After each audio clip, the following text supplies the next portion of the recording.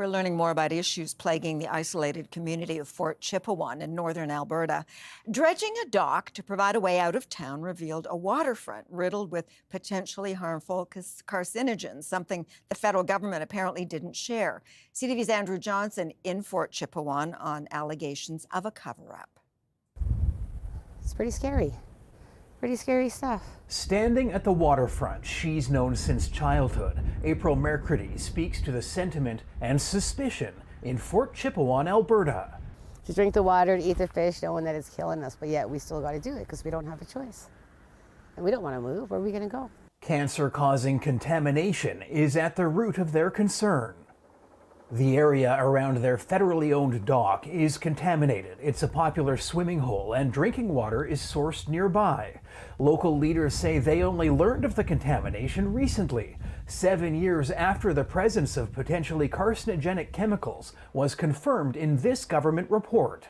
A communication failure one chief calls a cover-up and case of environmental racism.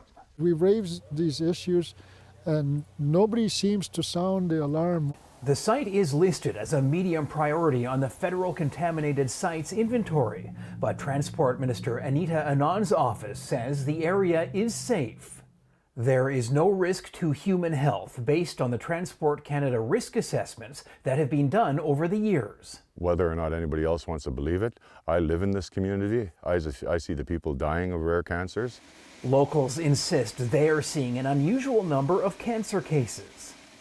An Alberta government report released a decade ago did find elevated rates of bile duct cancer, but the health ministry says there hasn't been a new case since 2017. Come and see our situation and live it and drink the water. When they come to our meetings, they bring in the bottled water. Like, why do they do that? Fort Chipewyan is downstream from the oil sands, another factor that stokes suspicion, especially after multiple tailings pond spills 2 years ago released millions of liters of contaminated water in northern Alberta.